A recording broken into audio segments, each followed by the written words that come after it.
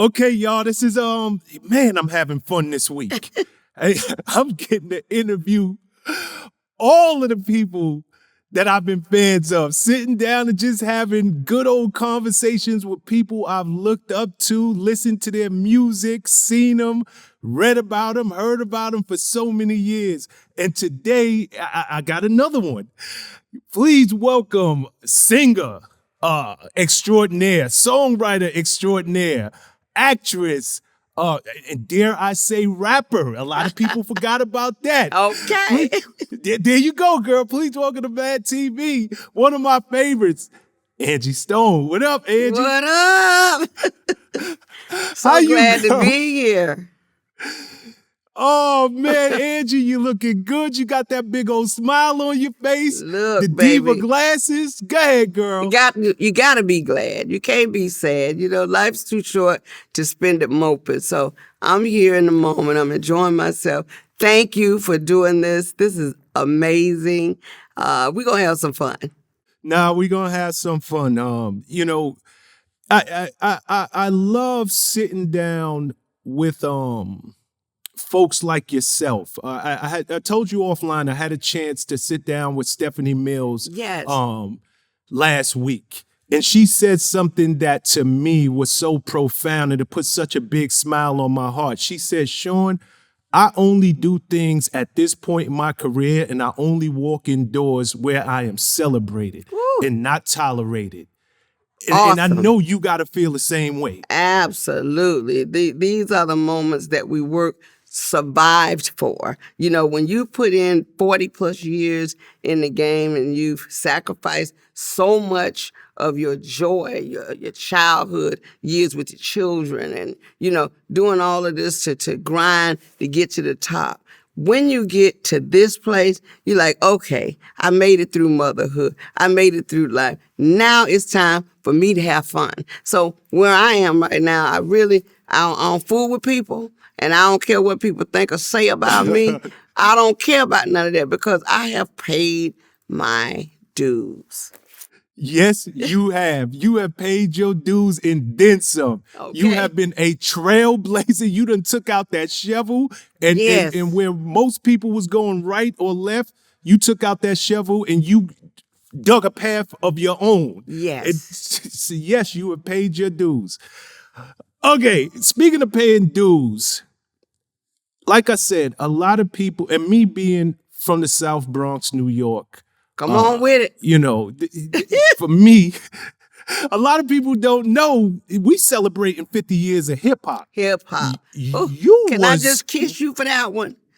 Let me just say this. I ain't going to give you a chance to talk about it because this is the moment I've been waiting for. We have lived and loved everything about the Bronx, everything about hip-hop and the culture of hip-hop. But we have forgotten the one element that opened the doors for females everywhere. My group, The Sequence, Angie B, Blondie, and Cheryl the Pearl. We were trailblazers back in '79 when everybody was in the parks. We was on the road with the Gap Band, Confunction, Parliament Funkadelic. We were out there because there were no hip-hoppers on the road, but we had a song called Funk You Up. Dr. Dre did it called Keep Your Heads Ringing. Erica did it with Love of My Life. Bruno Mars did it with Uptown Funk. Well, that is the derivative of the song we wrote, which is the first original rap record by a female group. And we were from the South. And it doesn't mean that we are first, second, third. It means that from the South, we laid the blueprint for hip-hop, rapping, and singing. Lauryn Hill came and tipped the scales and did what we did and took it to the next level. That's all I'm saying. And they never, ever give us our props. Y'all need to stop that. Talk that talk, Angie. I'm Y'all need to stop that. Like, go ahead, talk your talk, girl. I got to make it clear, babe, because you know what? We sit back, we swallow nails because we're not from the Bronx. We've never discredited anything that anybody else has done. But guess what? There wouldn't be no singing. When we did Funk You Right On Up, there wasn't singing in hip-hop. I personally asked Miss Robinson, can I sing? Because I wanted to one day graduate to being a singer. And voila, Angie Stone was born. So it worked itself out. And that's not to discredit any of the first. Queen Latifah, Sha Rock, MC Light, Suaveo, all those are trailblazers that took it to the next level. Shout out to Missy Elliott. But y'all cannot keep doing these platforms and do not remember we set the tone. We made a thing. You remember Cashbox? There used to be a thing in Billboard called Cashbox. We were the first group to make Cashbox with a 12-inch record. Nobody else had done it. But wow. Hey, I'm just saying. And tell them, remember me now?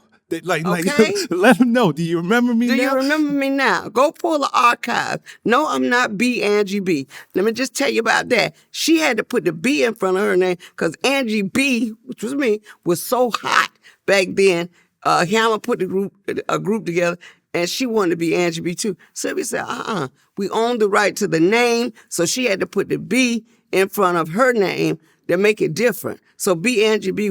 So y'all don't call me B. Angie B. I am the original Angie B.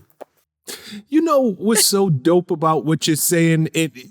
Because everybody knows you as this soulful songstress. Yes. Everybody knows you for all of these beautiful songs you've made over the years.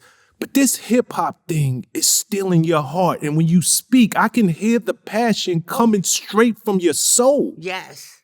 Yes. And if you must know, the only reason the birth of the soul thing came about and the hip hop thing was silent, because at the time when I went to Arista Records, I pretty much had a gag order because Clive Davis did not want to age me. So I was banned from talking about hip hop. So people say, oh, well, why'd you leave it, girls? Why'd you just? I didn't. I had to keep my mouth shut because I was a young woman that was trying to do soul music, and they didn't want to date me because time was, moving on. I was getting older, and they wanted to sell records. And so that's how the silence, I call it when the silence is so loud. That was what you call it. Mm-hmm. It's amazing how behind the curtain, behind the scenes, people don't realize so much of what we see in the public eye.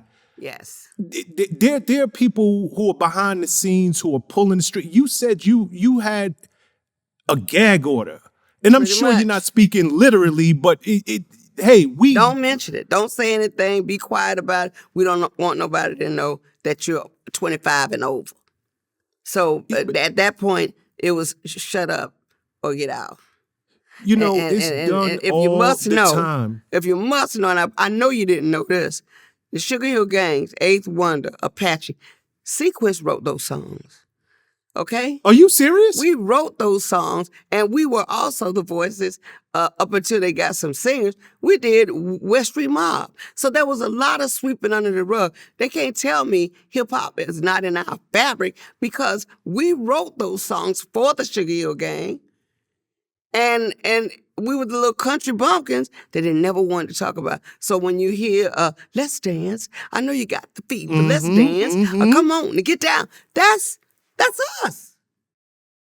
Wow. Okay. I did not know that all these years. I know you did. I got to keep it 100. Cheryl Pearl was back there pushing a pencil at Sugar Hill, and everybody got work, but we were writing the hit songs for the Sugar Hill Gang. And then we did Rapper's Reprise, which was a hip-hop record with the Sugar Hill Gang that we never got credit for, but we wrote it. Do you still keep in touch with your girls from the group? All the time. Still every to day, this I day? talk to Blondie every day. I don't talk to Cheryl as much, but we look, when you need us to be, we gonna be. Oh, that's so beautiful. That's beautiful. Okay, so, and I'm assuming you're the only one from the group who kept going with your music career. Why did they stop? Well, it wasn't that they stopped. I was groomed by, the band members. Craig Derry, good friend of mine, a vocal coach, told me, he said, you need to get in New York because you got this it factor. Get in there, find out about the BMI stuff. I grew up learning and hungry for the industry. When I began to realize there's more to it than this, I left Jersey. I left the group because I thought we deserved a better deal.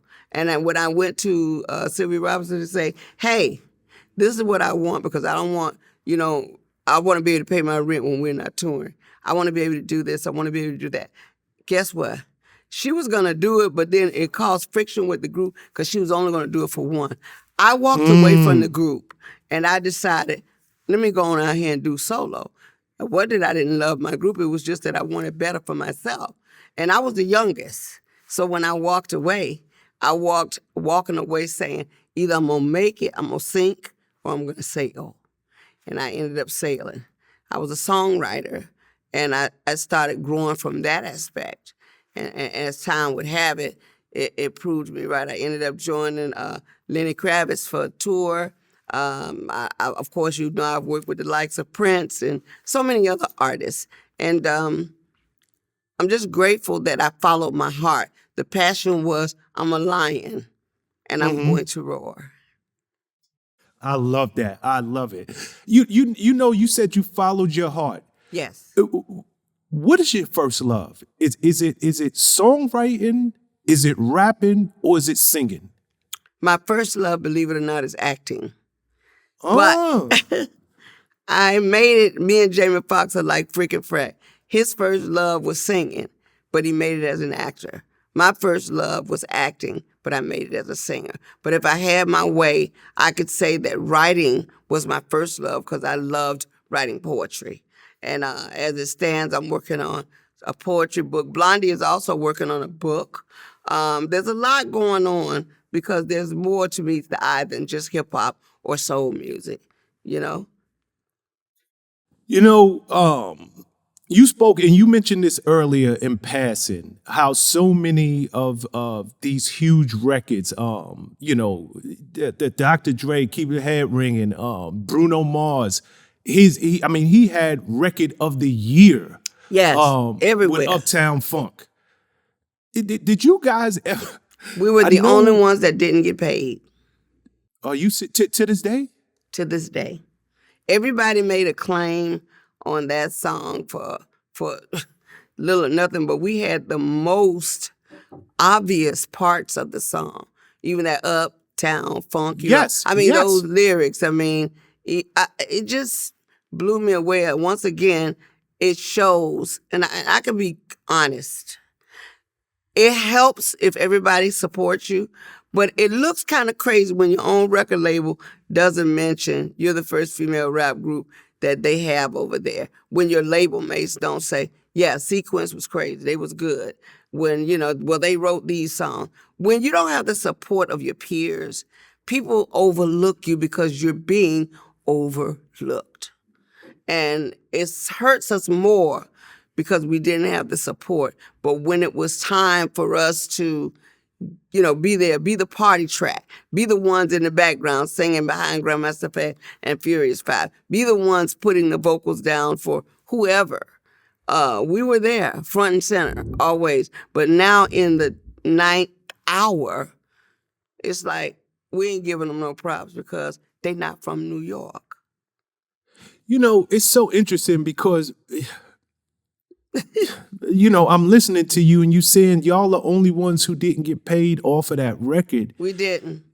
Uptown Funk, it is obvious. It's not even, there are literally parts of that song. Yes. That came directly from parts of your song.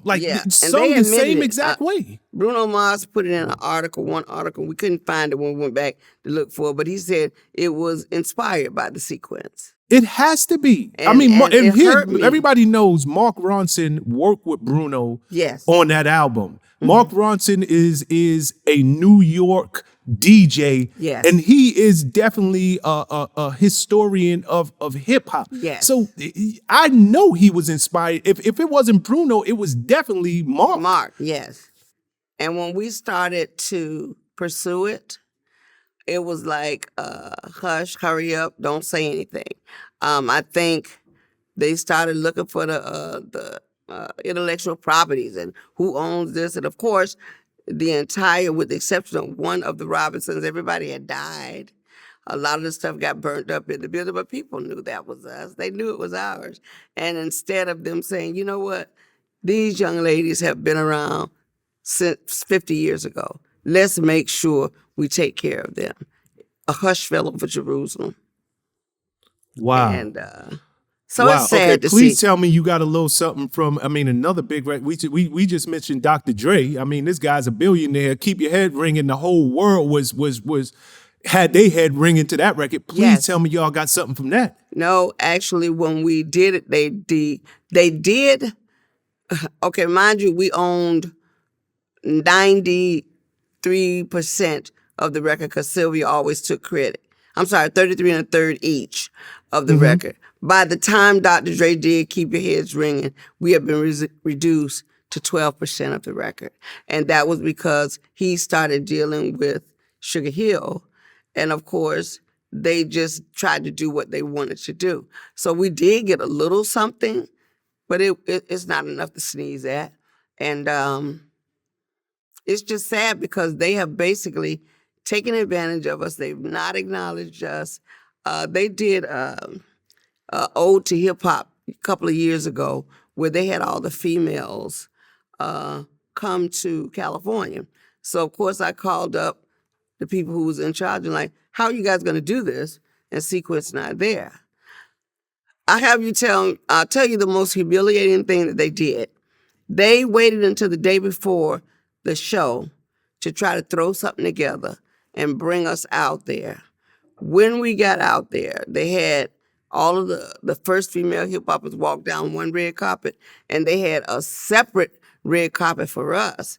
That's when we walked in, the first thing that the young man asked us, how does it feel not to be included in this? Because they're trying to go with the younger audience. I said, but there would be no younger audience if you didn't have your OGs. We started it. So it really was a slap in the face. Then they sat us in the nosebleeds.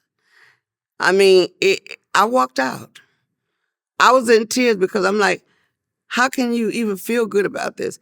Everybody and their mama was on stage giving their props. And we were sitting in the nosebleeds like, okay, we got you out here, so be satisfied. I told Blind and Cheryl, let's go. It really, really, if you're going to do something, do it right. Mm-hmm. And so I won't call the names, but I just think for the culture, so to speak, you can't overlook the fact that, 10 years prior to MC Lyte, Queen Latifah, all these people coming out, you had a group like Sequence that set the tone. Wow. So I love them all dearly. Trust me, I don't charge it to them, but I have to shout out Missy Elliott. She got her star on Hollywood, and she made sure to mention us, and I thought that was big, very big of her. Thank you. Oh, that's so classy. Yes. She did? Yes, she did. How classy of Missy Elliott is that? Yes, she did. So my hats off to before her. I move this interview forward, staying around that Sugar Hill time of your life. Yes. You get pregnant. Yes. You got 2 children, correct? I do. Your first child was by another label mate, Lil Rodney C. From the Funky Four, plus one more. There you go. Yeah. Did y'all hit it off right away? Yes, we did right away. Rodney was a very compassionate person. He was a Leo and I was Sag. And I got something stuck in my eye. And he took the time to make the bus stop, take me to the hospital. Come to find out, it was very serious. And it made me humble myself to him. But he was always trying to teach and show us the right things to do. And I was just attracted to that energy. And we ended up getting together. We got married for a short stint and had a daughter. And as time would have it, life happened.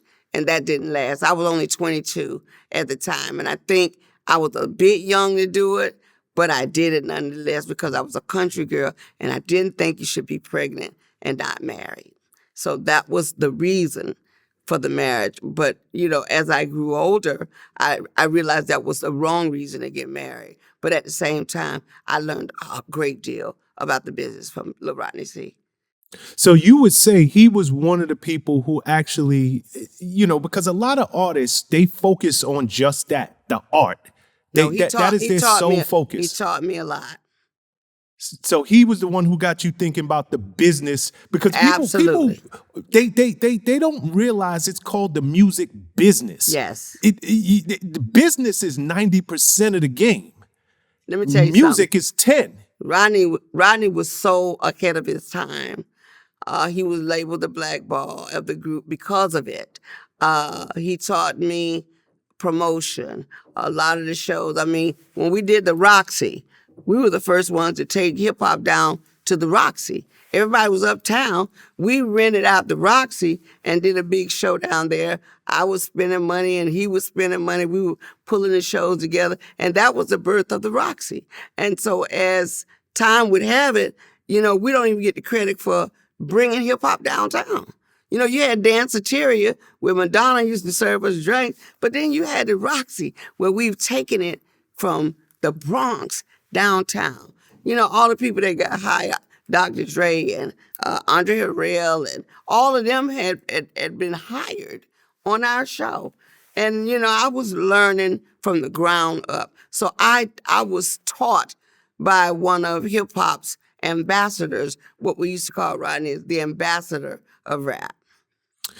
See, people don't realize just how much history you have in this game. We started this conversation earlier saying you got 40 years in this game, and this is a real 40 years. Oh, yeah. Of you doing it at a high level. I mean, you mentioned people like Andre Harrell. Yeah. You mentioned, bringing hip hop downtown to the Roxy, and yes. Going on over to Danceteria when Madonna, yes. Madonna was still serving drinks. She was a waitress. Wow. And it was just crazy because to watch all of that, you had the Bronx, you had T-Connection, you had all those things and places where the neighborhood kids used to rock, but I was interested in learning. I was on the set of Wild Style, learning how to shoot film. By the time Beat Street came, I was there in the hallway with LL Cool J sitting on a mailbox waiting to audition where he got the role for the movie. So it goes way back. Wow. Okay. You spoke about Lil Rodney C. Yes. But you got another high profile baby daddy, if you will. Yes. Mr. D'Angelo. How'd that relate? How did you two even link? Well, D'Angelo and I got connected by way of Jocelyn Cooper, who was signing us both as songwriters. When I was in the studio with Vertical Hole at the time, when D'Angelo came into the studio. But I have you to know that, and I'm going to have everybody know because I want to set the record straight, he pursued me. I did not pursue him. I thought he was older than what he was because he had an old soul. And anybody that's hanging around him long enough will attest to that is the truth. I mean, we just hit it off musically because we were both from the South. And I think it was something familiar about our energy that clicked. And once we became friends, he decided, I'm going to stay in New York. At one point, he was going to move back to Virginia. But he says, I'm going to stay in New York, you know what I mean? Because now I got somebody around who I can relate to. And it just happened to be me. At the time, we were just the best of friends. As time grew, we ended up falling for each other. All I can tell you is shit happens. And when it happened, I was okay with it because I loved his energy and his spirit. Over time, I can tell you honestly that I have been disappointed. I have been let down. I have watched the world basically spin on its axle and turn its back on me because of D'Angelo, because their love and desire was so great for him that they were able to spit on me pretty much. And so I had to take it with a grain of salt and keep moving.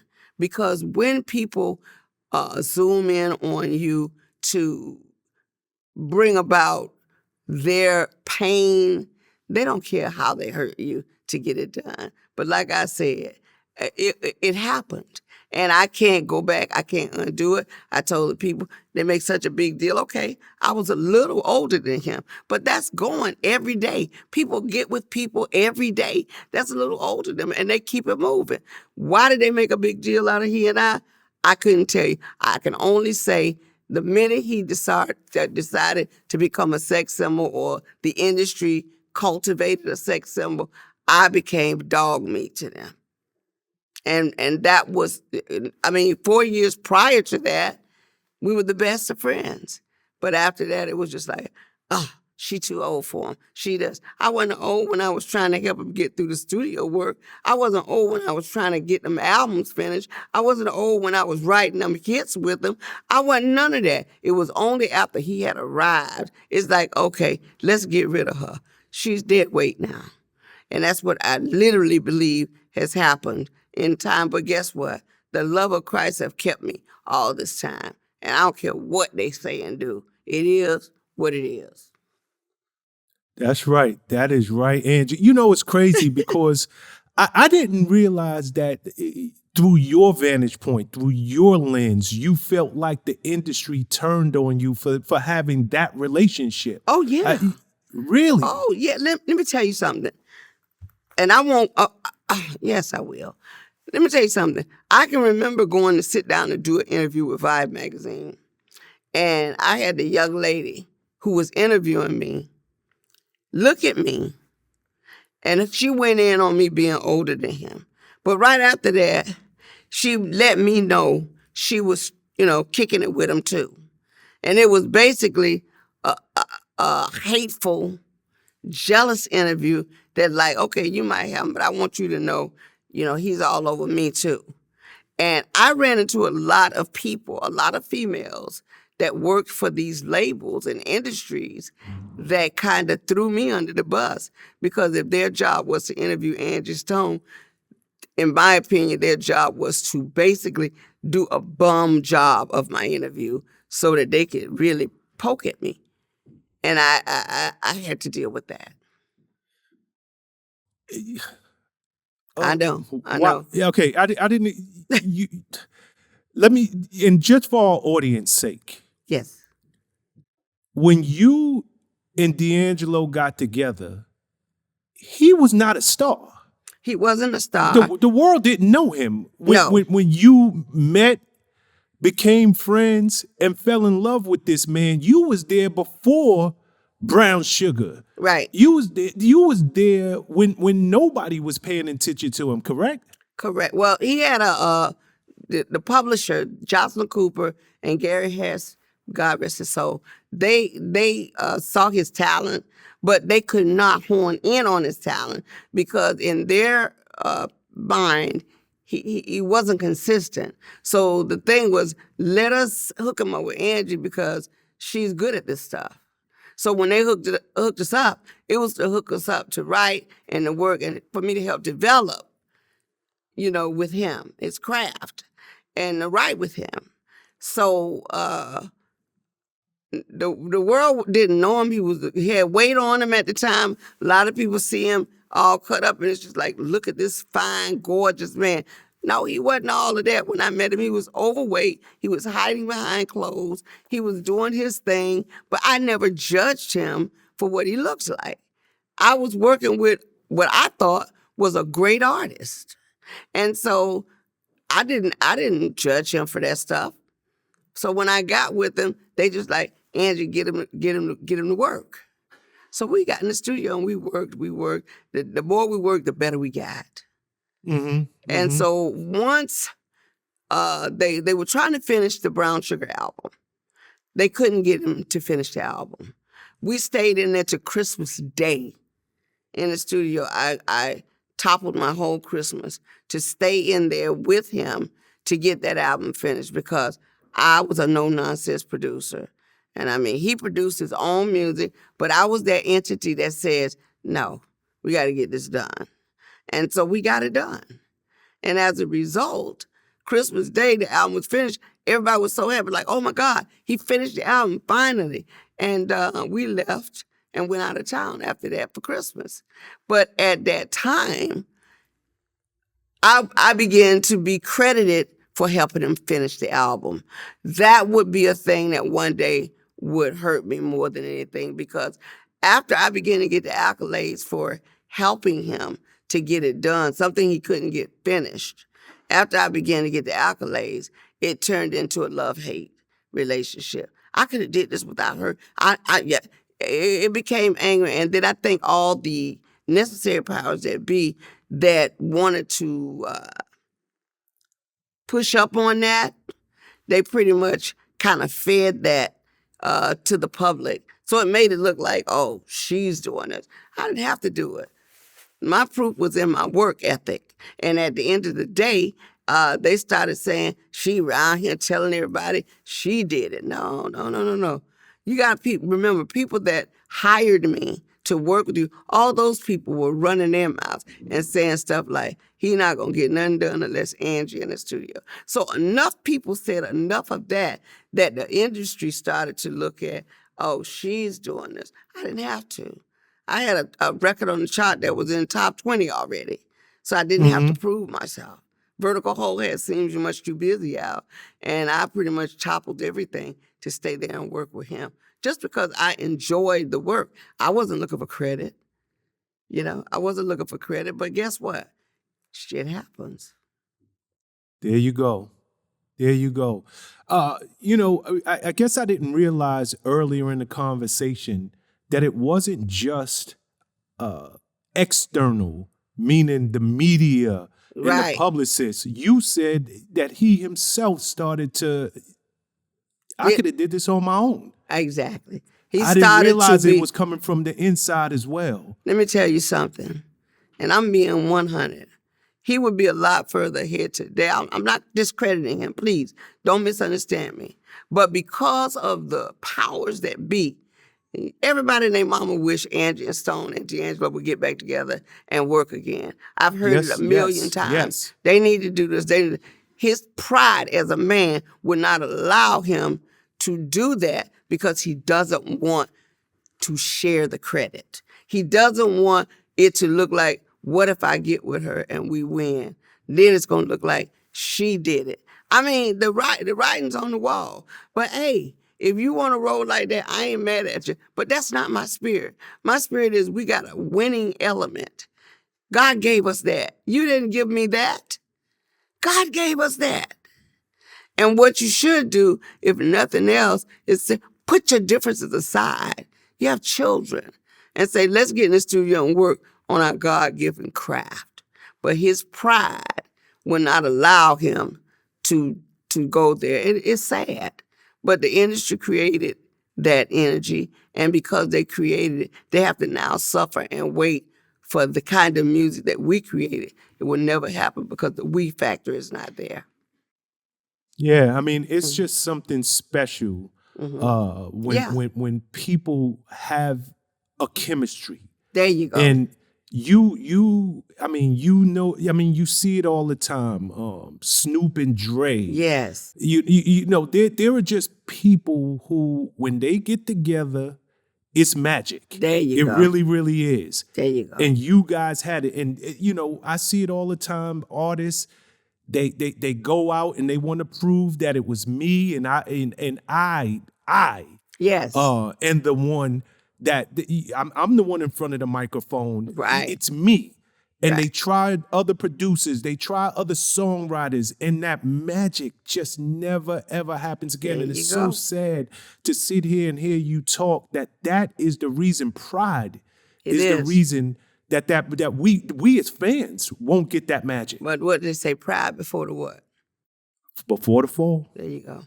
And so it's sad. It saddens me because I can honestly tell you, I don't care how I'm made to feel about it, there is probably not too many men that I know of as talented as he is. But the process has to be equivalent to the purpose. And the purpose was, God said, I put this together. But when the world's just stripped it apart, they're trying to get something that they can't find. So now they're trying to, you hear the records that come out. You try to accept it and try to place it in that, okay, this is that great, when in hindsight, you already know, this ain't that one. And the sad part is we want it so bad that we accept it. Now, they ain't never got to really love Angie Stone music. They ain't got to do that. Because I'm so comfortable in the skin I'm in, and I don't care if people say I'm not buying her record, I'm not doing this, because I don't live for the record sale. I live for the music and the feeling that people get when they listen to my music. That's right. Mm-hmm. That is right. That is right. That's what a pure artist is all about. That right there, that feeling. Yes. Okay, so I got to ask you this. I understand from a business standpoint, we probably won't get that magic. But from a personal standpoint, as co-parents, yes, how do you guys work together? It's very difficult because in the sense that both my children are musically talented. My son has both my genes and his dad's genes.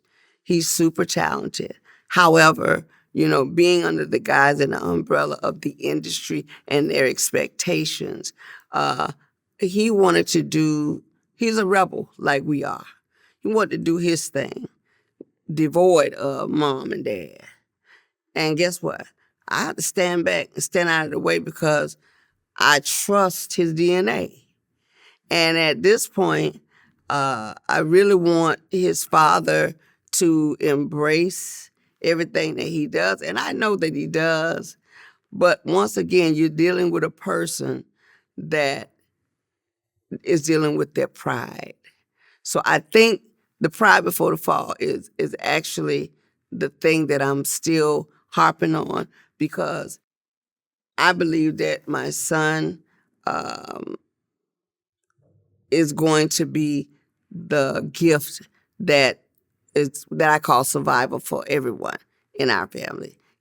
My daughter is extremely gifted. They both have the writing talent. She can sing her face off. Michael has the gift to play instruments, rap, sing. So it's just a matter of when he decides enough is enough. I think D'Angelo, however, he's got to come around and say, okay, I believe that he knows his son is talented, but where we are in our life, we'll just have to wait on it. Oh man, that's so, and again, I hate to hear stories like that, because it's one thing on a professional level for things not to work out. Right. We also know that, people get together and they share a moment in time, they fall in love, and relationships don't work every day of the week. Right. But when it comes to the children, yes, it's that hits different. Oh, and I was hoping absolutely. that you would say, as co-parents, we do so much better than we do as business partners and writing partners. Every now and again, we try. I can honestly be, if I'm being candid, tough as nails. Tough as nails, because the pride is still the gangster in this. Ooh, I like Sorry that. to hear that, girl. The pride is the gangster in this, okay? Wow. Okay, let's go to a more positive note. Okay. You and Clive Davis hook up. Yes. You get signed to Arista Records. How'd you hook up with Clive Davis? I actually was overseas. I had done some demos for a young man, Lenny Kravitz's cousin. He took the demos to the UK.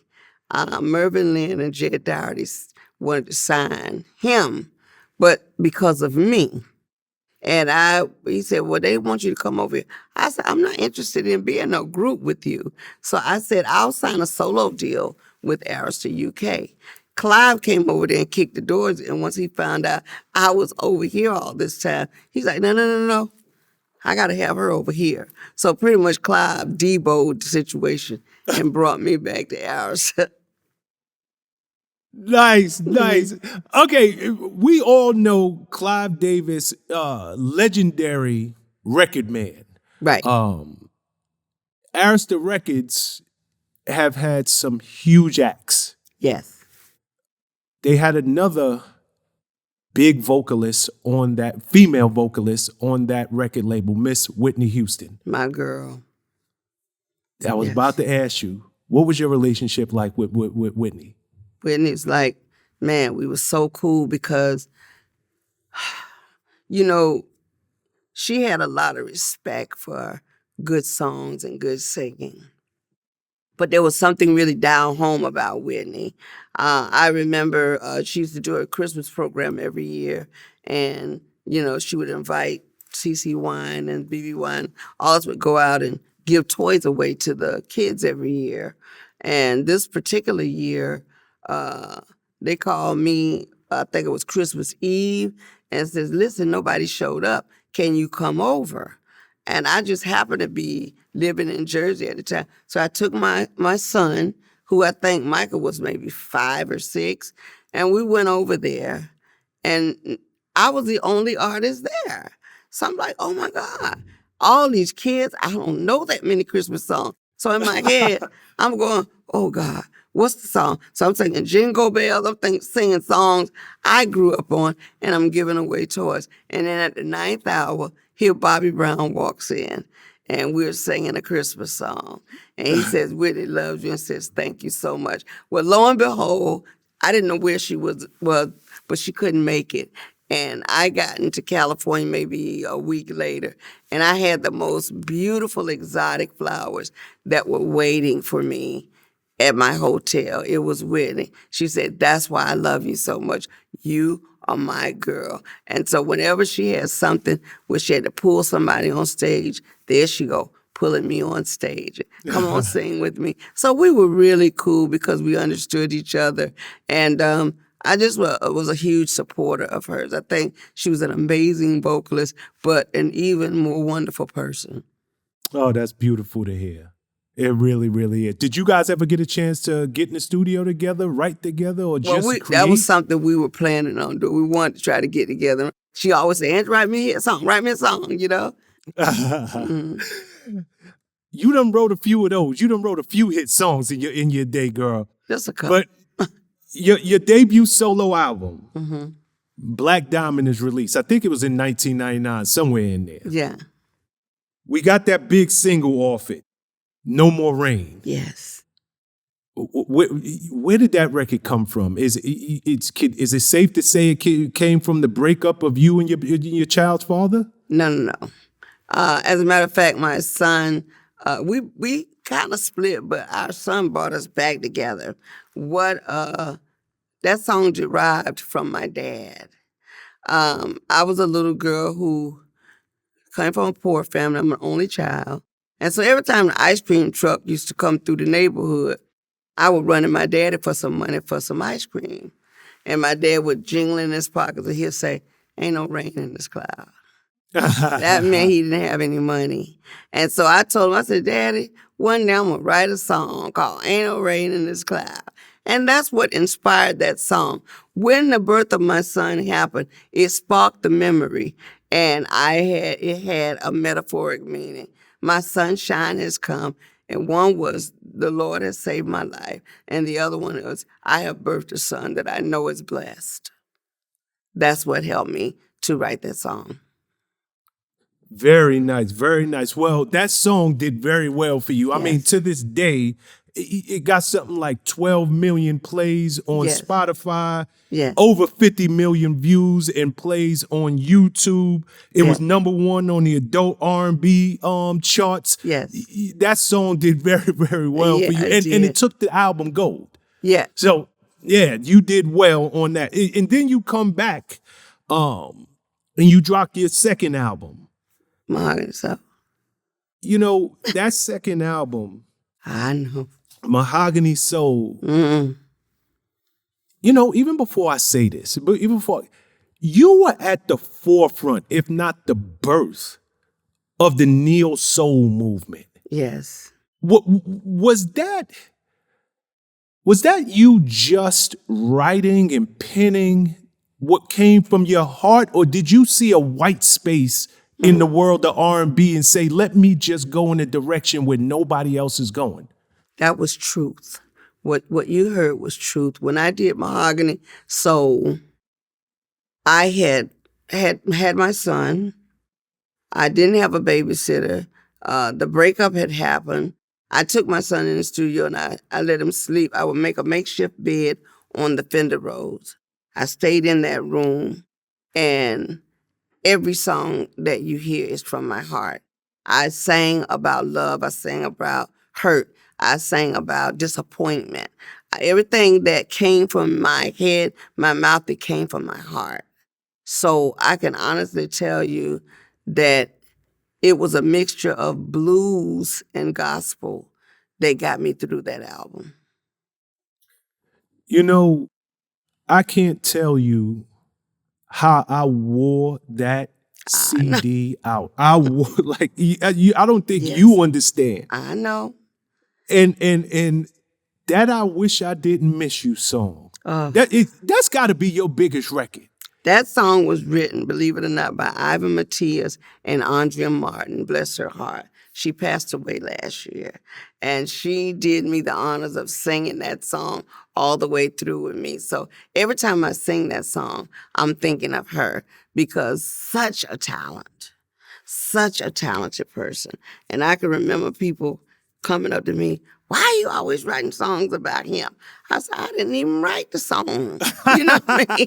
But everybody would hear my songs and they would automatically think she wrote that about him, or she wrote. I'm like, you're wrong. I didn't write the song. If you look at it, my name is nowhere on it. But that's just the nature of people. Okay, did I hear this right? Was that like not your last song to make it onto that album? That was my last song, and I did not like it. You hold on. You did not like. Get out of here. You know the saying is, if she don't like it, it's a hit. Uh-huh. And I think I was just anxious to get my record out. And when Clive said, Angie, we have another record. We've got to put this record on it. And when I heard it, I said, I said, I don't even like the record, Clive. He said, it's going on there, Angie. I said, I just hated that record. And I promise you, I have to close every show with that record. You have, that is your, I mean, to this day, like let me help you out here. To this day, that song got over 100 million plays on Spotify. I know. 50 million plays on YouTube. This song, and you got so many of them. Like I don't want to take away from all them hit records you got, but this song is quintessential. I know they love that song. Angie Stone.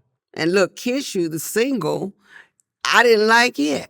It done come in the charts at number 26.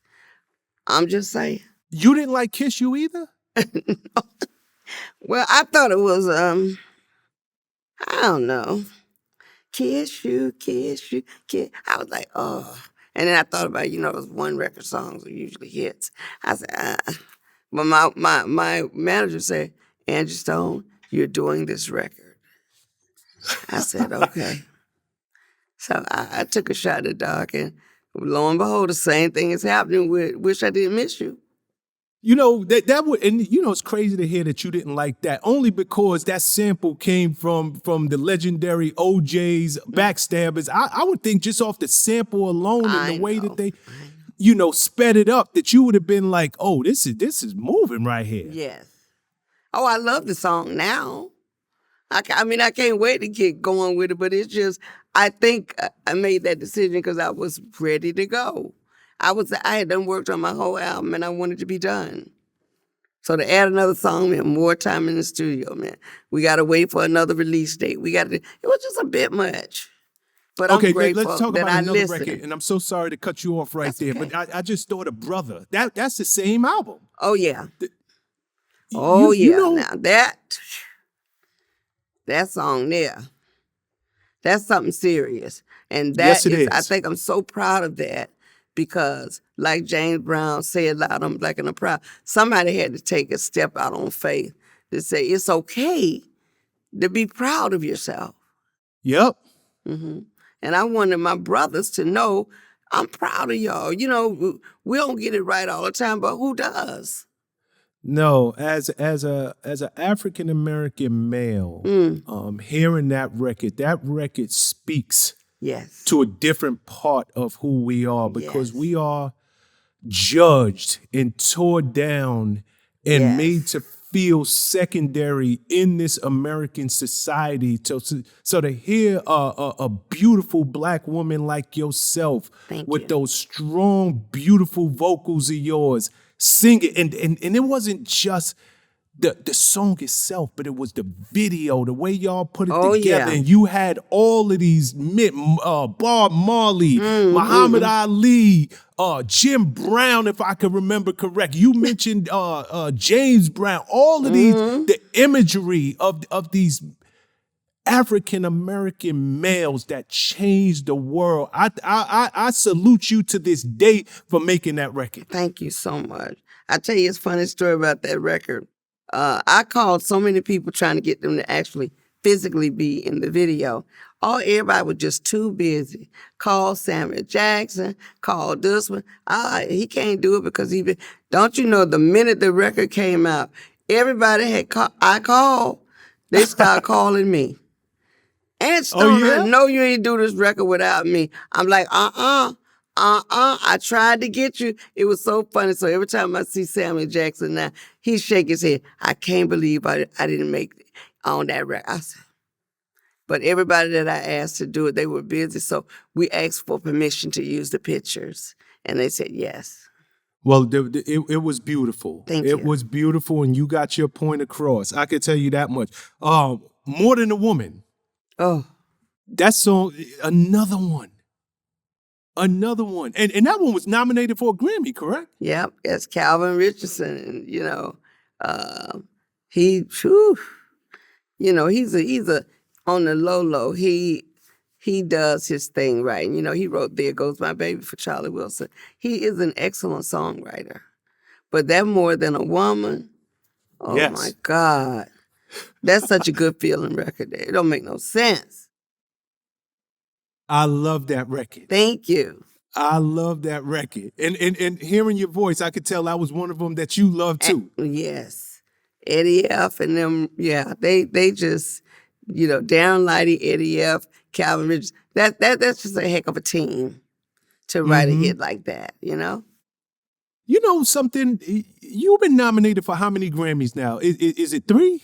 3 or 4? Really, it was 3 or 4. I think I got nominated for a duet with me and Betty got nominated for Baby, and I think Shaka and Mary won the award for a song I had never heard. But prior to that, I got nominated 3 solo awards. And never won? No. Wow. Never won. It's okay, though, because, it ain't over. I feel like I've won already when they acknowledge me. So, I'm just grateful that they acknowledge me. When I feel like they've acknowledged me, remember I told you, all that, it go along with the whole thing. I'm going to leave it there. So, but the fact that they're not acknowledging me, I've won already. The only thing that I regret is both, my mom died of COVID 2 years ago, and my dad died prior to that. That's the only thing that saddens me is because being the only child, I worked very hard by myself, and I really wanted to have a Grammy or something to show my mom and them that I wasn't working in vain, and they never got to see that.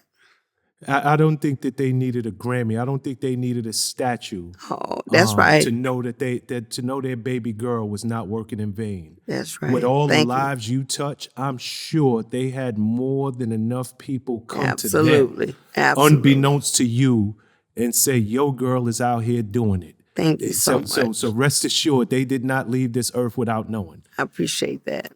It made me feel good.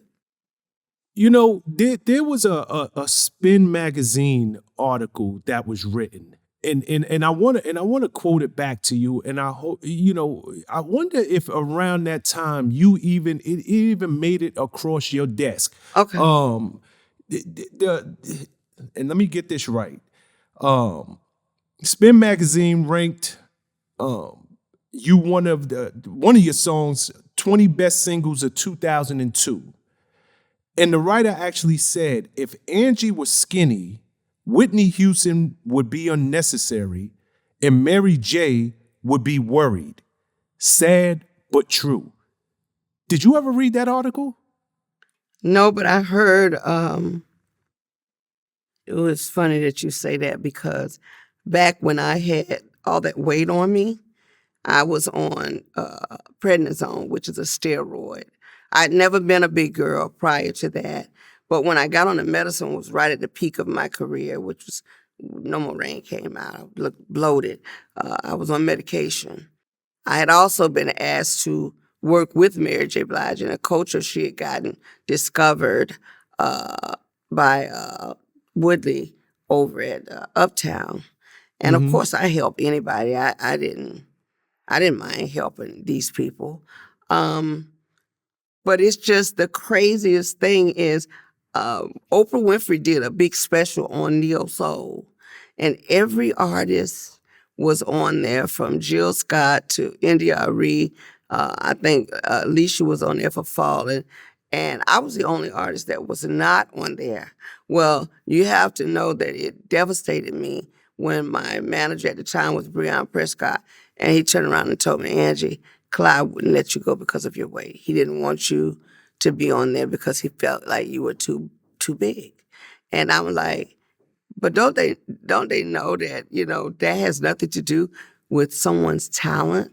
I look at Lizzo, my head is off to her. Yes, my head is off to Adele. When I say people need to stop being judgmental, you have no clue what people are going through. And at that particular time, I was on medication. So people look at me now and say, oh, she done lost all the weight. I was always small. I just got rid of the medication and went back down to my size. But the fat jokes got in the way of a lot of success stories for me. And because of that, people have ripped me off with my songs. And I did a song the first song I ever did with D'Angelo was called Die. They named it Paradise on the internet. But we were gonna let Mary J. Blige do it at one time. And lo and behold, we cut it on her as a demo. We left all our vocals in and we said, nah, it's not coming out right. So we decided not to give her the song. Well, lo and behold, the thing ended up on the internet. Somebody stole the files out of the studio and released it as a duet with Mary J. Blige and D'Angelo, and my voice is all in it. And I sit back and say, how could you do that? But people figure when you have weight on you, they can do you any kind of way. So my thing is, bring it on. That has nothing to do with your talent. You are who you are. You have to make the most of what you want out of it. So yeah, I've heard about that interview. I didn't know, but my head is off to whoever said the comment that, if I was skinny, it would make a difference because it means that they saw my heart and they saw the world's heart. Yeah. Wow. I can't believe and so that. much has changed. Go ahead, I'm sorry. I just can't believe that. I'm glad you brought that to my attention. You need to make sure I get a copy of that. Well, I will do. I need to frame that. Yeah, and it's such a different world that we live in. Yes. 2023 as opposed to years past. You mentioned artists like Adele and Lizzo. Yes. And I would like to believe, me working in the music industry for so many years and how there was this perception of beauty that wasn't realistic to everyday women that we just thought was beautiful. Exactly. Everybody is not stick thin. Everybody does not wake up with their face already put on. Women. So I'm so at least it feels as though the world, not just the industry, but the world itself is changing to be more inclusive. Yes. That made me feel good when I saw Lizzo because it means people accept her for her. For her talent. Yes, her talent, the skin that she's in. You know, my son is a big boy, but people got to accept him for him and not try to make him be his mama or his daddy. He's his own man. And at the end of the day, he's talented. That's all that matters. That's right. Okay, you riding high in the early 2000s. Mm-hmm. 02, I believe it was 02 and 04. Mm-hmm. You starred in motion pictures. You starred in movies. You starred in a Rob Schneider movie, right. The Hot Chick. Right. And you also played alongside Cuban Gooding Jr. and Beyonce in The Fighting Temptations. Right. So you went back to your first love. Here it is, you riding high, you're dominating the charts. You got all of us feeling good playing your music. And you said, it's time for me to go back to my first love. How'd you get those parts? Well, a lot of them I auditioned for, but I'll tell you my strategy. People say, well, you know, how do you stay relevant? When I'm in school, and I call Arista school, when I was in school and I saw all of the freshmen, the sophomores, and the juniors coming up, and the focus was on them. It was like, okay, the seniors, she done been here 4 years already, so she could wait. When I saw myself sitting on the bookshelf too long, I said, I can't let no grass grow up under my feet. So I'm getting ready to go out here and do some television work. I remained focused on winning. And what I did was I turned the lens over to the screen and made them focus back on me. I was not finna sit out there and go black like that. And that's what made me pursue my acting career because, I was doing everything. I had done Moesha. I had done Girlfriends. I did the theme song to Girlfriends. When they were doing their thing, I was doing something else. And that was how I learned to survive. Yeah, but you know, that's a great lesson for any artist. Yes. What you just dropped is a gem. Yes. For any artist, you don't wait, you know, for your label. You don't wait. You got to keep yourself relevant because it really is out of sight, out of mind. Yes, it really is. And there's always somebody trying to take your spot. It's always going to be that new, fresh, you know, talent that steals the show. So you have to remain relevant. Yes. I'm glad you said that because I was doing helping Alicia Keys, helping Fantasia, helping all these people stay motivated. Keisha Cole, they would call me auntie. Helping them. And then I watched myself becoming a school teacher. I said, I ain't mad at none of that. But guess what? Let me go find something that keeps the focus on me. I just finished a movie called Whole Phase. I'm excited about it. And like I said, there's so many other opportunities out there that we can nab at. You can write a book. It's so much you can do. I just think people get caught up with being in the spotlight. See, I ain't got to be in the spotlight. I could be in the corner. I'm getting a check over here. So there you go. My thing is, we don't have to be caught up being in the spotlight. Sometimes that's not the best place to be. You know, for me, I've learned how to diversify myself and move around. That's right. Mm-hmm. That's right. You know something? I want to go back for a second because I got this is a funny part of your story. Okay. Around your third album, you had a single, "I Want to Thank You," and in the video, young Idris, was in your video. I know what you're finna say. Did you really turn down Idris Elba? I did. Hold on. We talking about sex symbol Idris Elba. Yeah, Idris and I were like sister and brother. We both had the same manager. And, you know, the little crushing here and there. And I thought he was super, cute with his pearly white teeth, but he looks like my cousin James Thomas. He looked so much like James, I just couldn't see myself. He looked more like a family member. But He was smitten with me, I think, because I wasn't pushing up on him like that. I just couldn't do it.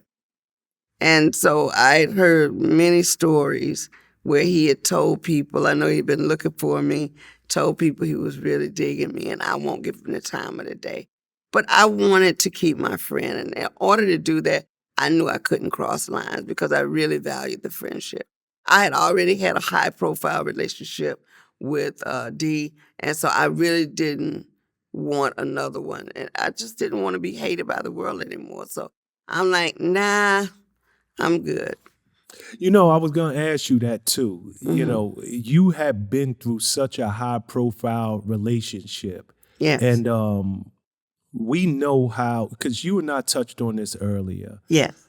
So many of these careers, they're contrived by the powers that be. You know, I spoke to Montel Jordan, and he was telling me at the height of his career, his wife who was managing him, he couldn't admit that I was married because they needed him to be a sex symbol out there. Same thing with you and D. You know, they need you. This is a guy walking around with a 6-pack, and had every woman in America swooning over him. So I could imagine being in your shoes where you're just like, you know, Idris, he's a handsome fella, but not me, not again. No. I'd rather I mean, all of my friends are good-looking guys. I mean, Laz Alonso was one of my best friends.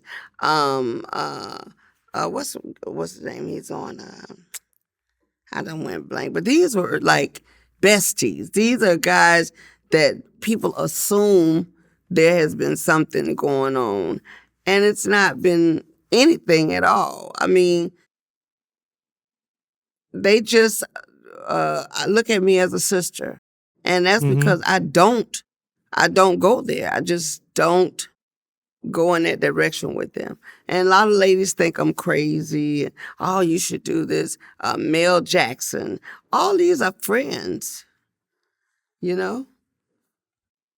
No, I understand. I understand totally. And you know, just listening to you talk, I know that I mean, it's obvious that you felt that you suffered a lot of pain from the industry. Yeah, I just couldn't. I couldn't do that again. And I wouldn't. You can't foresee that stuff. When it happens, you have to grin and bear it, you know. Because of how beautiful he was, I became the ugly duckling. I became the overweight this, and my talent was viewed as zilch, and he don't need. I mean, and my thing like, why I got to be all that? Like, for real though, you know what I mean? So I don't fall into the category of I accept what you say, but who wants to hear that level of negativity on a regular basis? No one wants to hear that. You're absolutely right. And that's another thing people don't realize. Although you guys are in the public eye, you're human. Yes. You're human beings. Yes. And those words, those nasty things that people write for headlines and clickbait, it affects me because I'm still a woman. I'm still a human being.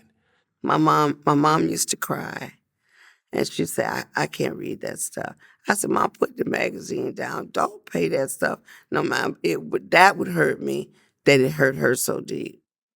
You know, that's something I didn't even think about because I'm talking about how it affects you as the individual. Yes. I didn't think about how it would hurt your mother or your father or your children or your immediate circle that love you. Yes. You're absolutely right. It hurts them just as bad. It's just like it's being done to them because they know you on a whole nother level. So, you know, the last thing you want is a pity party. You don't want anybody feeling sorry for you. But people, you know, they genuinely hurt when you hurt. But I'm such a go-getter that I try to talk them off the ledge because guess what?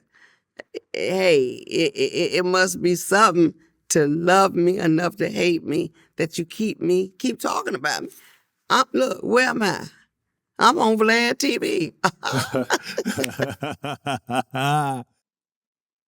Switching topics here for a second. Well, maybe it's in the same vein. You did a little reality TV in your day. And I know you went on Celebrity Fit Club. What made you make the decision to go on reality TV, and why that one? Honey, I was on that prednisone, I told you. I was so sick of the fat jokes. I decided that if I put myself on TV, then I'd have to face those demons. I couldn't go on there and not lose no weight. So it was a dare to myself. Angie, I dare you to go on there, because if I go on there, I got to lose the weight. And that was what I was. I went on there because I wanted to challenge myself to do what I needed to do on my own. And that's the only reason I went on there. And if you notice, first week I think I lost the most weight. But I got wore out because they went in a snake valley. And when I lost all my guts is when we went on the basketball court, I saw all these smashed dead snakes. And then we had to walk through this bushes. I said, I'm not walking through that. I was hyperventilating the whole time because it was over 100 degrees. And it was just snake beds. So they said, we're going to send snake rangers with you all. And so to me, I said, they too far over there. They need to be over here by me. I said, because if a snake come at me, they ain't going to get here in time to save me. Baby, I said, take me to the top. I cried. Which cussed me out. I didn't care. I said, get me a car. I got to get out of here. I couldn't do it because I'm terrified of snakes. Well, I mean, I don't know if you know this. Snakes or no snakes, it's documented. You're the second, and I don't know how to word this. In terms of losing weight on that particular show, you lost the second highest amount of weight in the history of that show. You aware of that? I'm not. Yes, it's you. Yes, you come in number 2. So you did your thing. Okay. The snakes ran me off, though. They ran me clean out the building, okay? Okay, somewhere in the middle of this, you get back in the studio. And you know what's crazy? What's that? Because you leave Clive Davis. And I go get a hit record. You signed to Stax Records. Yes. Why did you leave Clive Davis to begin with? Okay. I left Clive because, once again, I was the teacher bringing in all the students. I think I was rubbed the wrong way when I found out I didn't make the Oprah show because of my weight. And then I'll tell you something that happened that I haven't told anybody, but you'll get the exclusive.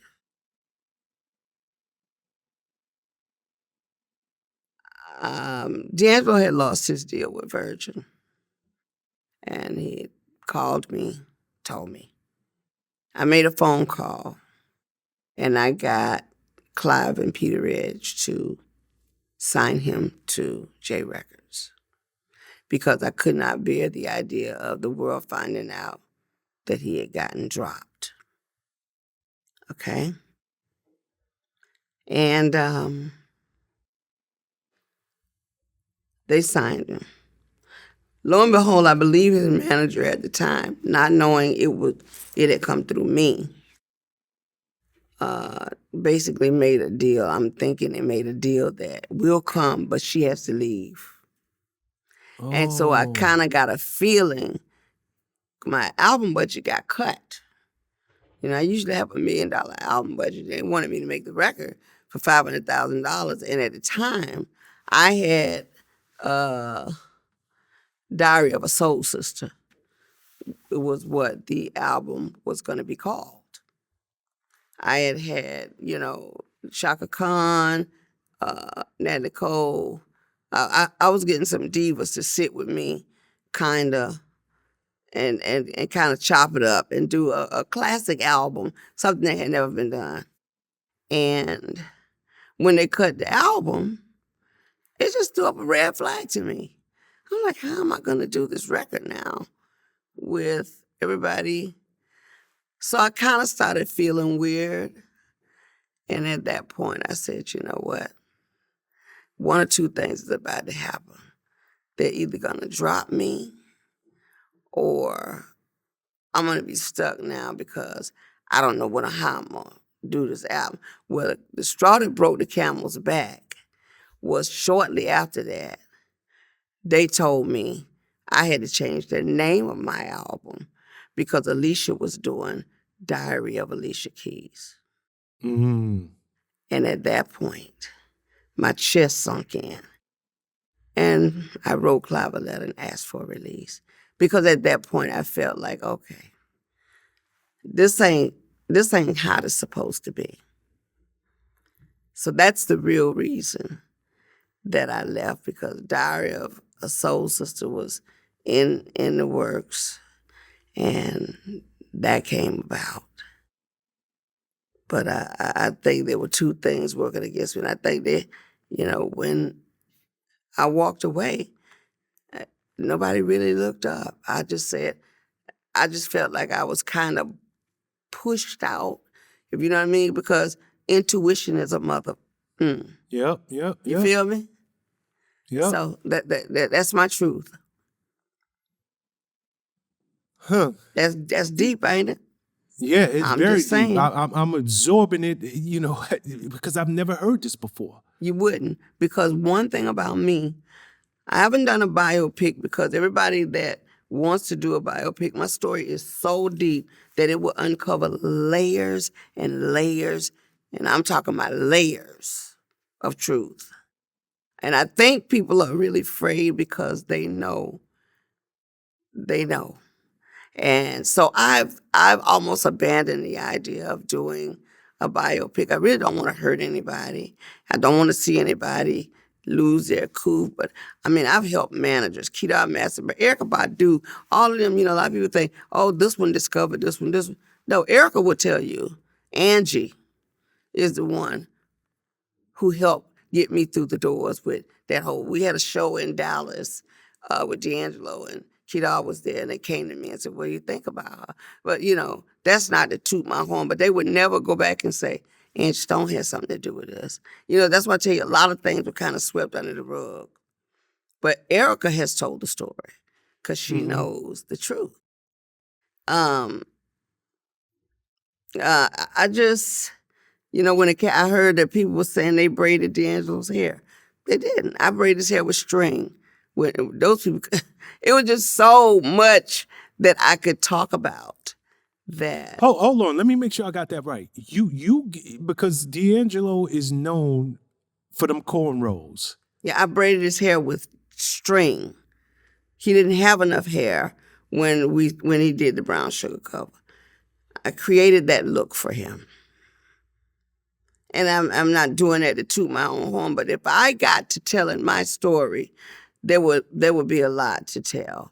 But I'm not interested in telling a story that really would hurt anybody, but just to vindicate myself, because it's a lot of stuff that people don't know. Just like things I'm telling you today, you wouldn't never know what it is. Like, nobody would know that Paradise is my voice on the internet, that they're saying this is Mary J. Blige and D'Angelo. It's not. It's Angie and D'Angelo in the background, and Mary dubbing my lead vocal. And I'm like, you can't take a song. It's just, I've had my shares. Yeah, you have had a ride in this industry, girl. But guess what? I'm still flying high. I'm still cool. There you go. You still here. You're looking good. You're sounding good. Okay. The books wasn't closed on Angie Stone just yet. Just because you left J Records, you went on and you worked with another one of my favorite artists, Miss Betty Wright. Oh. Another one that doesn't get her just due. No, and I'm gonna tell you something. She and I were like freaking frack. We're both Sagittarians. And so we talk alike, we think alike, we write alike, we move alike. Before she passed away, I went to her house in Florida and spent the week with her. And they told me that week was a week she smiled. They hadn't seen her laugh for a long time. We went out to eat, but we took pictures and we hung out. And I miss her. I miss her dearly because when things were crazy, the stuff I'm telling you now, she would walk me off the ledge. She would pray with me. She would cry with me. She would laugh with me. And she made it okay. So I could get past these things. Beyond the music. Yeah. This was your buddy. This was your friend. Yeah, this was my girl. She was a friend. And I mean, up until she died, I mean, she was so worried about me that she called me. She said, "What's your bank account information?" I said, don't do that. She was insistent to make sure I had some money because she did not want to leave me if I needed something. She wanted to let me know that she would take care of me. Oh man, that she was more than that. That was a sister right there. Yes. I miss her. I can't tell you how much I miss her. Oh my goodness. Well, y'all had the chance to collab in that baby record. Yes. Great record. That became your second #1 hit on the adult R&B charts. I know. And if I got my facts right, y'all got nominated for a Grammy. We got nominated. Well. I tell you, Mary J. Blige and Shaka beat us out with a song I hadn't heard before, and baby was all over the place. Yep. But I mean, Betty went. I was at the hotel. She was at the Grammys. And "Are you coming? Are you coming?" I said, "I'm coming." But I didn't go. I kind of knew. I said, this is going to be another disappointment. So I stayed in the hotel. She wanted me to come though. She and I worked on Joss Stone. She pulled me in because she was doing Joss Stone. She put her whole band together, and then she brought me in to finish working on the project. Mm-hmm. Betty and I were tight. Yeah, R.I.P. to Yes, one sir. of the greatest. Yes. Yeah, and she sounds like she was a great woman. She was. Off camera. Yes, beautiful spirit, beautiful soul, God-fearing woman, minister. She's dope.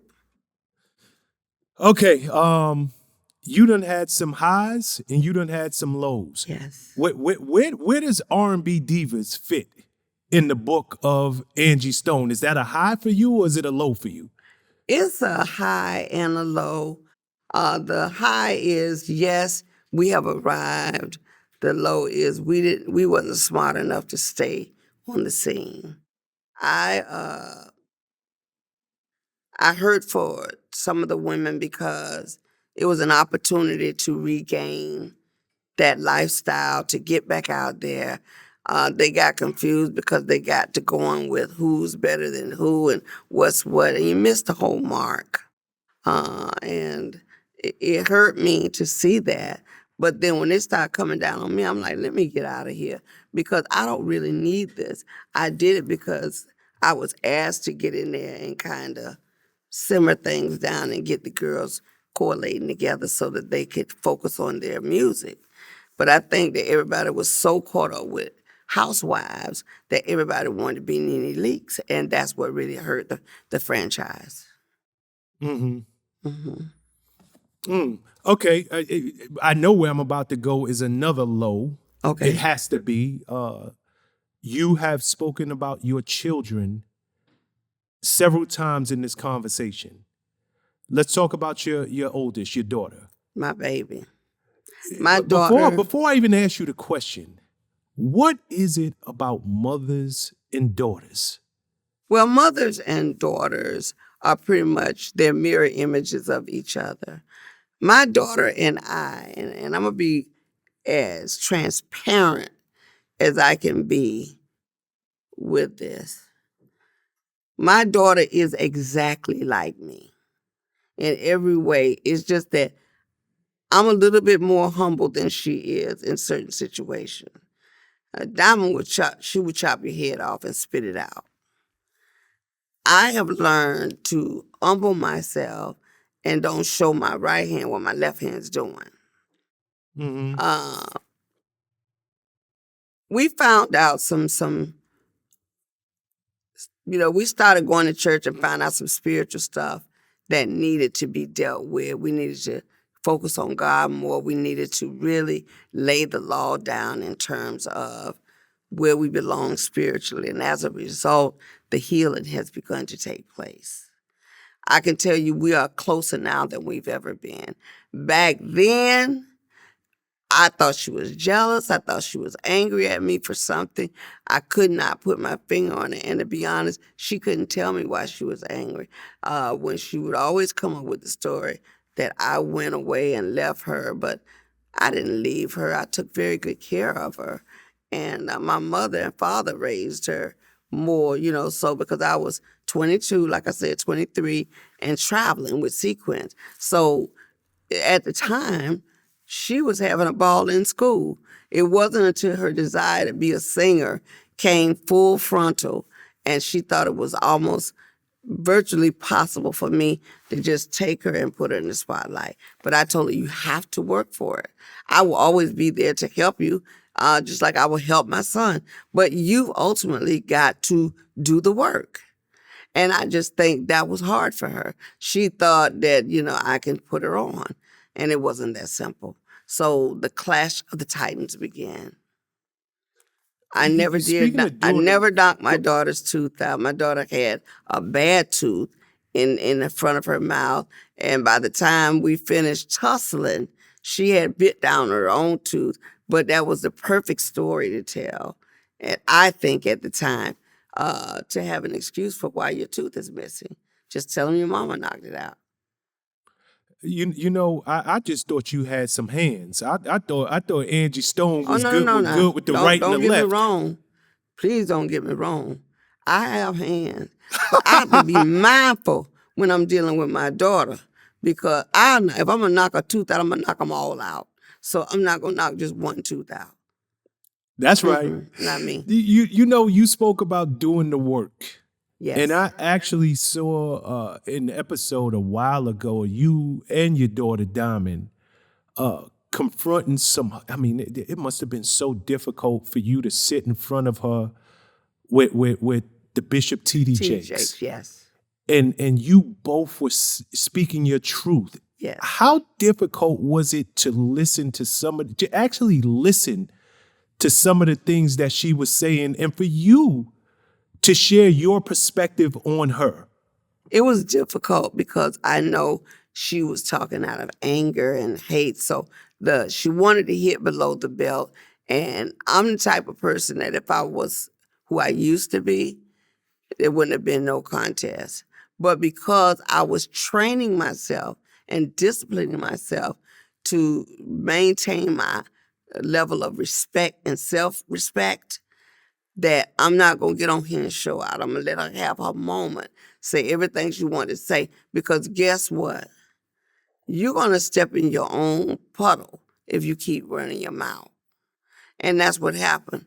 She kept talking, and before you know it, nobody was siding with her anymore, because you know what? It came off as you're just disrespectful. My mother, here's the deal. First and foremost, you are a Black woman. Yes. I was raised by a single Black woman. And my mother had all boys. And I don't care how old or how tall, how big or how grown we thought we was. My mother I am your mother. And I don't care what you do in those streets. I don't care how tough and how people in the streets view you. But in this house, yes, you will respect me. Mm-hmm. And even as I was watching you on that particular episode, kind of reading in between the lines, you were saying just what every other Black mother, no matter how you feel, right, you will respect me as your mother. That's it. Because I've earned that respect. Yes. Did I get that right? Absolutely. That's it. And when they get bad, when they get bad like that, where they want, talk all of that on the other side of the door. Go out the door because you can't do it in here. And that's the issue. The issue is you can't stay in my house and talk to me any kind of way. You can't disrespect me in my space. So when you do that, I'm going to need for you to be on the other side of the door. So I know y'all are in a really good place now. Yes. And she's a mother.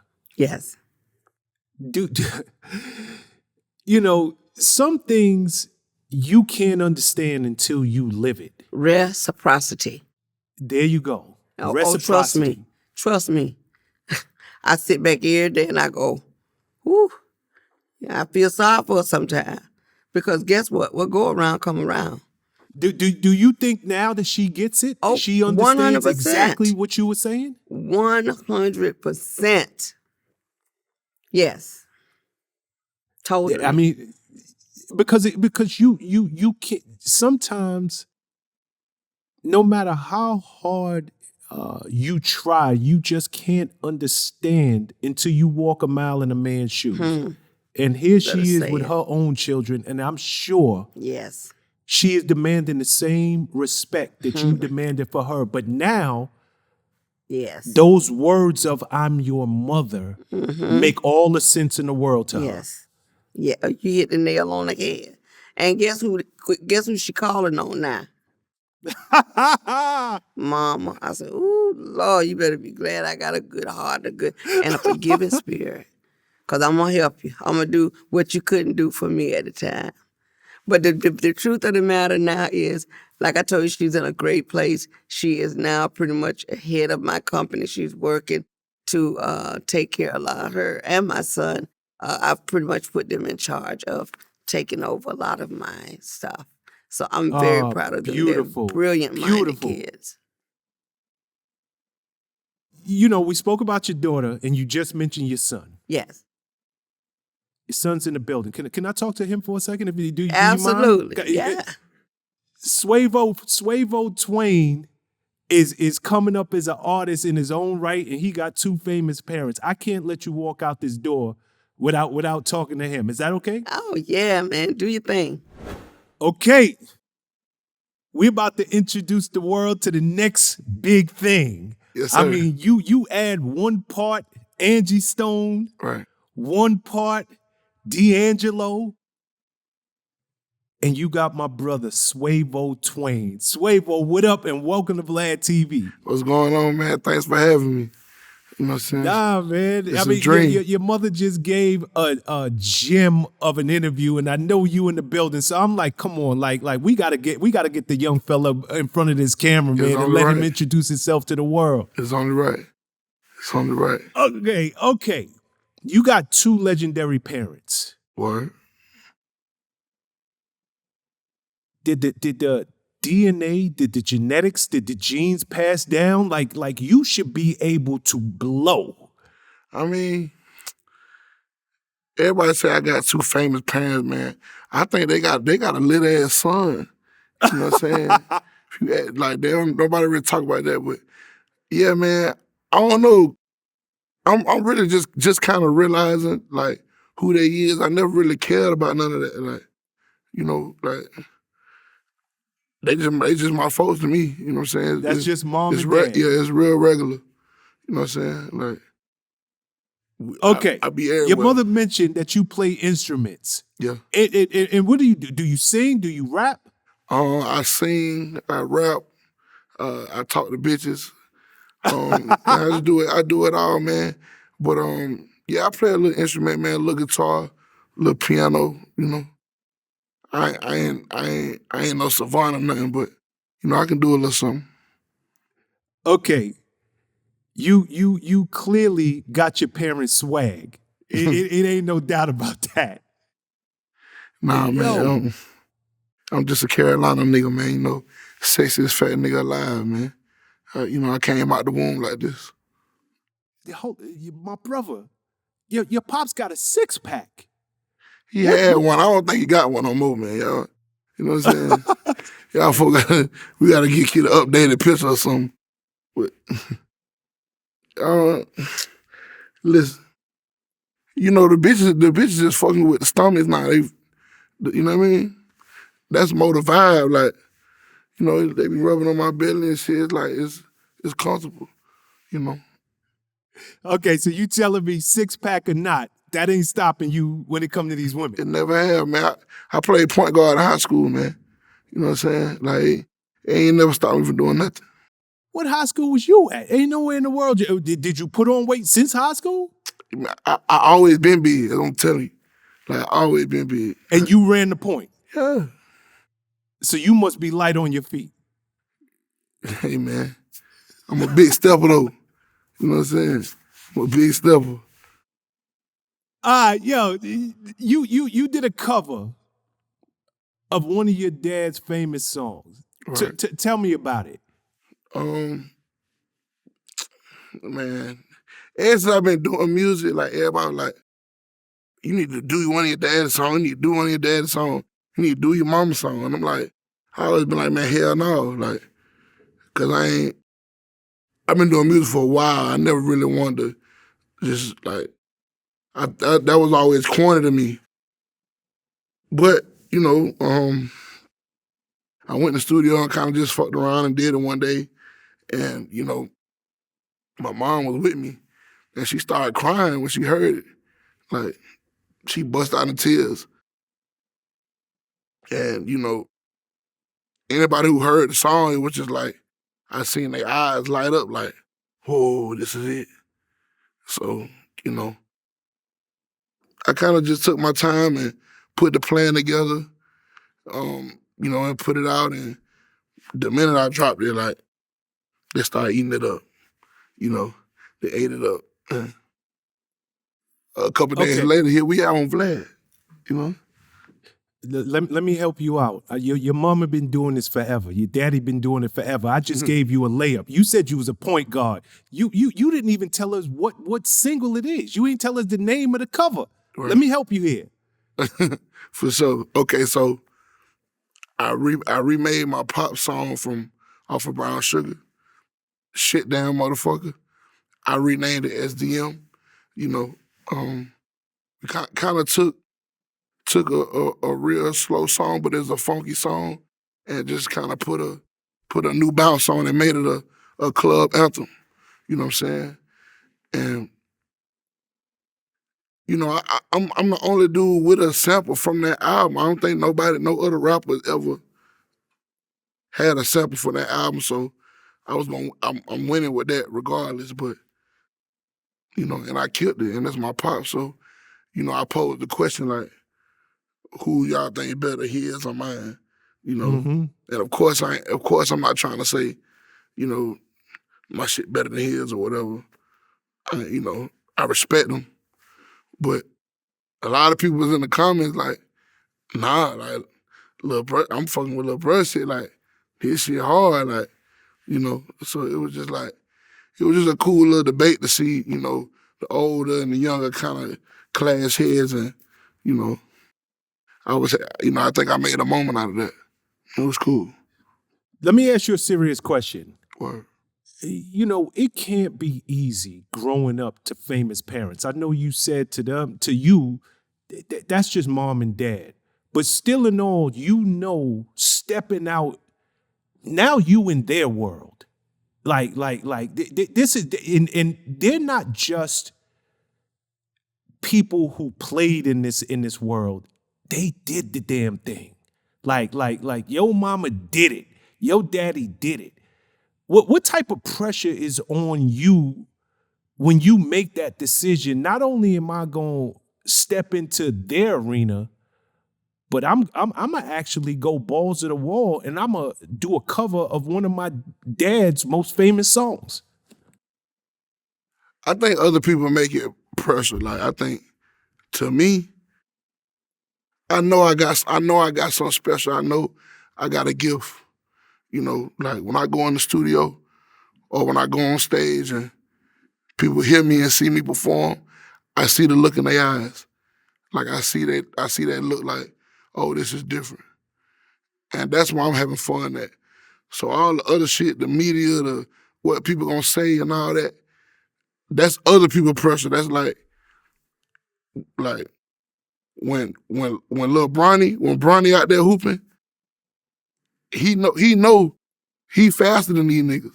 He know he jump higher than these niggas. You know, but when he go on his phone, ESPN talking about, oh, your daddy would have did this, your daddy would have did that. But when he on that court, he ain't really worrying about that. And that's how I feel. Like, I can't really worry about that. I just gotta do what I do. This is what I'm born to do, you know? Yeah, that's actually an unexpected but dope answer. I love what you said about Bronny. You brought it home with that. It's a dope answer, kid. Yo, I don't know if I got this right, but are you going overseas? Opening up for your moms? Yes, sir. Yes, sir. So I actually just opened up for my moms at Sony Hall 2 nights back to back. And the people loved it. Like the people really loved it. Like it was kind of different for me. Like I stepped outside to smoke some weed just on some regular shit. And like 5 minutes, everybody just circled around me, mobbed me, taking pictures and shit. Like I'm like, oh, like this shit kind of different now. But yeah, man, my mom do, she like, son, I'll take you on tour with me, show you how we do this shit, you know. But she don't even know I'm finna bring a whole another vibe, energy to this shit. Like, we finna talk be turned. That talk, boy. Yeah, we finna be turned. Like, y'all definitely gotta tap in, come see this shit. Nah, you know what? You know what? I'm gonna put you on the spot a little later in this interview. Yeah. Because you going out on tour with, I know she mom to you, but you going out on tour with Angie Stone. And, right. and as far as I'm concerned, you ain't earned it yet. You gonna earn it today though. Like For sure. For sure that. Nepotism is real, and I ain't mad at it. Like you got famous parents, take advantage of it. But right. I want to see if you the real deal. Yes, sir. Say no more. And you also talked about pressure. So I'm gonna put you under a little pressure. Let's do it. You on VladTV. Right. You got millions of people who gonna see this. What's up? You talked about you was born to do it. Prove it. You want me to freestyle right now? Right now. Give me a topic. What do you want to rap about? Anything? Whatever you feel, and it ain't got to be a freestyle. It can be written. Show us what you know that you want us to know. I say, no college but hit knowledge like I got my PhD from Providence, 5%er. On and out of renter of this rap game. Swear what Cobain spitting the crack flame. See me in the streets and give me that, man. They ain't never seen a nigga kick it how I kick it. They ain't never seen a nigga spit it how I spit it. They ain't seen a nigga with them shits like I'm with it. Murder every track, and I always get it quitted, cause I write in that braille so you nigga can feel it, but this is dope shit. You can't get it unless you got a prescription like a moxicillin. Yeah, I'm running up that scope, nigga. I ain't kneeling, cause the devil don't sleep, and neither the discreet. That's why I'm stacking up this money longer than Shaq feet, nigga, long as I can see. What is a compete? I'm not even at my peak, nigga. Young OG. On VladTV. Dope. Okay, yeah. Youngin. Good job. Thank you, sir. And you know what I like about you too? I mean, you got the swag, but you got an original voice too. So when you rhyming, everybody gonna know that's Suaveo Twain right there. Thank you, sir. Good job. Thank you, sir. All right, kid, we rooting for you. I want to see you at the top. Thank you, man. That means a lot, man. That means a lot, man. Respect. Where can people follow you? Man, you can follow me on everything at one Suaveo Twain. On TikTok, it's just Suaveo Twain, but everything else is the number one, Suaveo Twain. I got a lot of shit coming, man. By the time this come out, I got some new shit coming. So y'all just tap in, man. You know what I'm saying? Sexiest fat nigga alive. Okay, can we do this properly? Let's welcome the queen back into the building. Angie, welcome back. Thank you. I just had the pleasure of chatting with your little offspring over here. Suaveo. And I'm gonna tell you something. The apple don't fall far from the tree. That boy got talent. Oh yeah, thank you. That boy got talent. But I'm talking to mommy Angie right now. Okay. Because you might have to put you said earlier I got hands. You might have to put him over your knee or something, or catch you with a left hook. That's right. He was like, Shawn, I want to do this thing on my own. I don't want to put it out there who my parents are. Like, people know me for me. And I'm like, boy, if you don't shut your rabbit ass mouth and use the pieces that God gave to you, yes. You think that do you think Christian Combs, King Combs, do you think Jayden or Willow Smith is sitting around talking about, I don't want y'all to know who my famous parents are? Here's the deal. Like, let me talk to you, young man. Yeah. You could bring a horse to water, but you can't make him drink. And what I mean by that is, your mama and your daddy can get you the look. Right. But if you ain't got the talent, talent, that's something you got to do on your own. The fans are going to accept you for you despite who your parents are. So, Angie. Yes. Would you please remind this boy to leave his ego at the door and use the pieces that God that gave him? Listen, I'm so glad it's coming from you and not from me. So many times we have been, heralded as the ones that's pushing him to do this. I have purposely stayed out of his way. I told you earlier, his dad is very, he's in his own space, but you can't help who you are. I originally wanted him to call his project DNA, and that goes for D and A. So that can go, because we write everything metaphorically.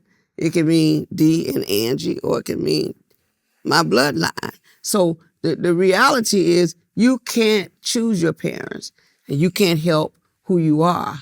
But if your birthright is that of a pedigree, I'm going to need you to walk in your pedigree. Voila! Did I get that? Damn, you got that.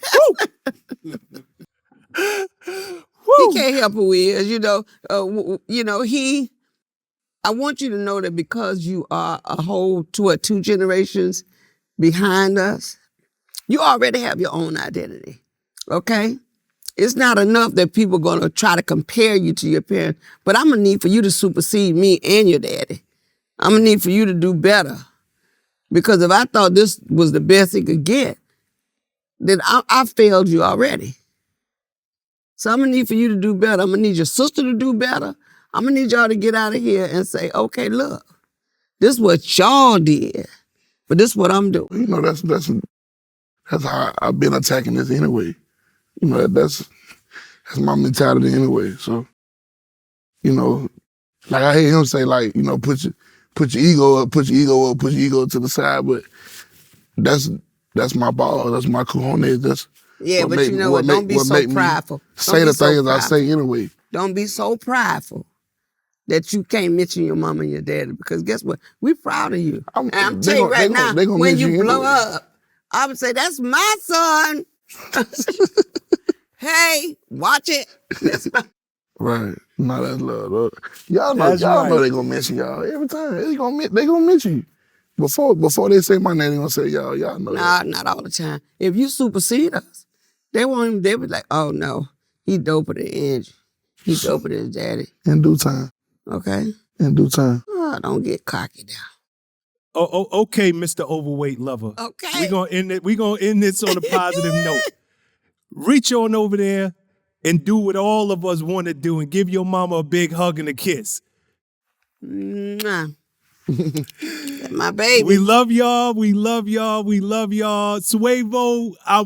Suaveo Twain. Let me get it right. Yes, sir. Suaveo Twain, we wishing you all the best. Thank you, sir. And Angie, yo, I know he told me he's going out on tour with you. Yeah. So I'm happy y'all spending that quality time, not just as mother and son, but you get to watch your son come into his own. Absolutely. I pray y'all have a safe tour.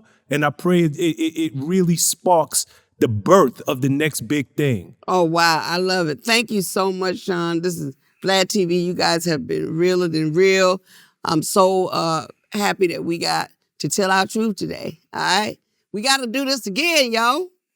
We definitely will. We definitely will. Okay. Much love, blessings, and continued success to both of y'all. All right, honey. Have a blessed one. Thanks. See y'all later. All right.